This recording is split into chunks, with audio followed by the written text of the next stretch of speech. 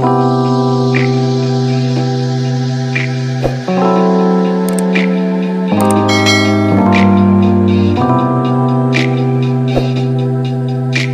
dear Gemini. This is your March 2021 horoscope. I'm Jamie Dawn, your evolutionary revolutionary astrologer.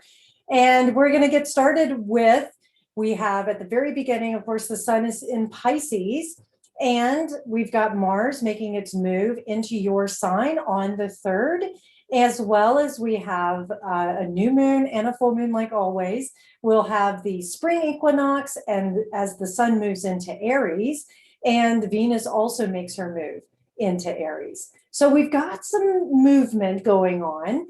And let's just get started with your ruler, Mercury, who was retrograde in February, now direct. It's coming out of shadow. We're still got a little bit of residue from it. However, hopefully you've been able to see some positive movement forward towards the end of February as we begin the month of March as well. And with Mercury in Aquarius, it's trining your sun.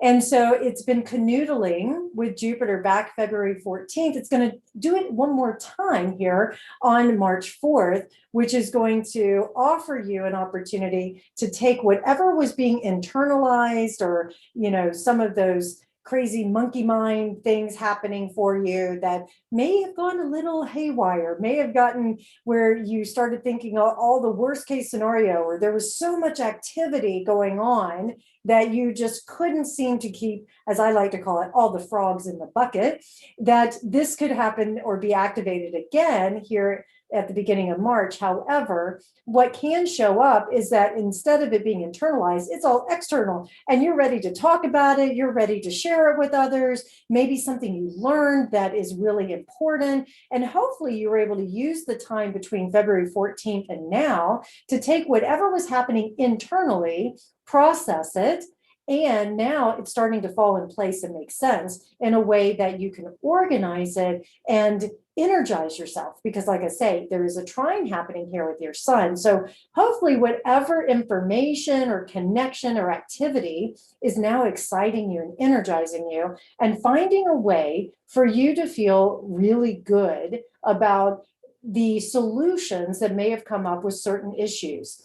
Maybe it's a money thing. Maybe it was a relationship thing. Maybe it was, what do I do with my job? What do I, where's that meaning of life coming from? And I want to strike out and do more, especially because you've got right now, well, you have Aquarius as your 9th house. So Mercury and Jupiter in your 9th house, expanding this desire to communicate and find that greater sense of meaning for everything that you're doing. Or what's the point behind it? I want to understand more. I want to go on these adventures. If nothing else, you're most likely doing a lot of research around where do you want to travel next, even if you're not able to travel as much, maybe traveling of the mind.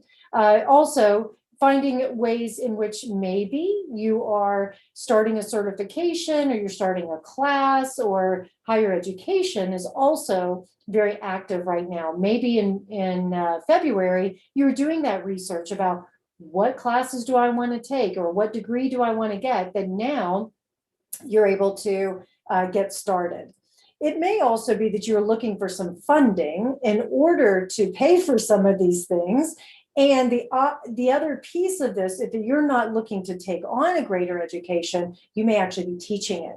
There's also a good indication that if you spent some time over the last few weeks, sort of reclusive, doing your own writing and your own organization around it, that now you're ready to launch. Now you're ready to share with the world, hey, this is the program I'm putting together, this is the book I'm publishing, or this is the course I'm ready to teach. Please sign up. So you'll most likely find a lot of advertisements happening, especially with Mars in your sign, driving you, and it moves to your sign on the 3rd. So it's going to be driving you to communicate with everybody like, hey, this is what I'm doing, and this is why I'm doing it. And, and you need to sign up or come talk to me.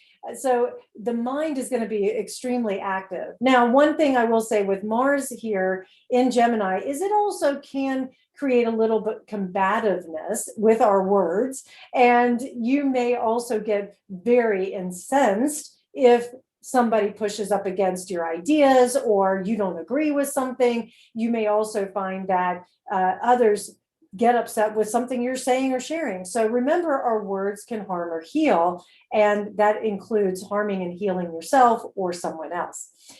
So another thing to pay attention to is that we are going to have Mercury moving out of Aquarius and into Pisces on the 15th. And so this can give you a greater sense, and this is in your 10th house, greater sense of how can I take what I've learned or the course that I'm putting on or the things I want to share with others in a very healing way, as well as to be of great service. It may also be some of you Geminis are looking at, how do I expand my business or my work that I do, the way that I express myself in the world on a more spiritual level, one that has a higher meaning. The other thing too is that then we're going to have the sun shortly after Mercury moves into Pisces. We're going to have the sun moving into Aries, and that is going to be sextiling your sun. So there's going to be more activation and more energy pushed forward with wanting to get your thoughts across, wanting to get your gifts out into the world.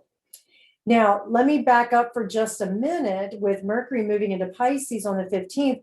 Before that, just a few days before, we have a new moon in Pisces, also in your 10th house. So you may be using this time of the new moon to really set these seeds of intention that say, how can I take my gifts, my talents, maybe I'm looking for a new way of doing it, and offer it with greater service, a greater expansion, maybe a greater reach into the world.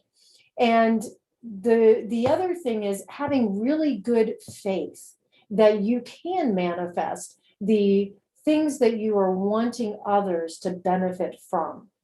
Now, here we go into the sun moving into Aries on the 20th, so about a week later. Then it also has Venus moving into Aries. And so these activations with Aries can have you feeling like you're the blessed one, if you will, where there's this little pep in your step. There's this extra support of the energy of the sun. The sun loves being in Aries. And then Venus, she is putting on her stilettos, her leather jacket, her hot red convertible car, and she's going, look at me, aren't I gorgeous? You know, I think of like Katharine Hepburn or Garbo and some of these classic ladies, you know, but they always have that edge to them. And that's what I would imagine that you Geminis, whether you're male or female, will be feeling like you've got this special edge going on and getting some attention. So these seeds that you plant at the new moon in Pisces in your 10th house will activate, how do I get greater attention? But not necessarily for an all about me ego way, even though that is a possibility, but more so, how can I get more attention so that I can get my service out to others, so I can express these talents and gifts that I have for others and to be of great benefit and look good doing it. Why not? You're going to definitely have an energy about you that people will be naturally attracted to. I just see a lot of Geminis sort of sparkling towards the second half of March. It can also help you attract relationship or have greater connection with your current relationship where things get a little bit lighter, a little bit more fun. And you almost throw caution to the wind. It's like, we'll get to it. Let's just stop thinking about stuff so much and be a little more spontaneous. Now, the full moon in Libra at the end of the month on the 28th is in your 5th house. Now, this 5th house does talk about sex and love. It also has to do with children, but it's also the house of pleasure. And it's asking you to throw off this heavy mantle or cloak that you may have been wearing that says, I got to work so much. I got to get all this stuff out there so that people know about me and so that they can benefit from me. Well, you know, here comes this new moon in Libra, and it very well may say, hey, just go have some fun. Let go of the heavy stuff. Let go of the relationships or the financial worries and burdens that you have been holding on to so much and just go play. Now, using finances as an example, it's very possible that you may finally pay off some debt that frees up some income for you and allows you to play more. I would say that this full moon can also be a really good time if you want to play the lottery. Go play the lottery. Do it for the fun of it. Don't blow your wad, of course, but definitely this could be a really good time. So that's March 28th. And being in the fifth house, also, as I mentioned, children, it could be that some of you Geminis are empty nesting. Maybe some of you are getting pregnant. Because believe it or not, even though a full moon is about releasing and letting go, you create space for something new to come in. Might be a good time if you're planning a family to enjoy yourself with your partner, or if you're doing artificial insemination, whatever it is, schedule it for this time. It's a great time for it. It's also a great time, sign contracts, you're ready to get going. If you're buying a new house and letting go of an old one, this is a great moment to do that. All right, Gemini, I certainly hope that this helps. I would love to hear how it's going for you. Remember, these are general. If you want a personalized individual session with me, find me at jamiedon.com. I look forward to connecting with you. Like, subscribe, share, comment on these videos. Have a great month.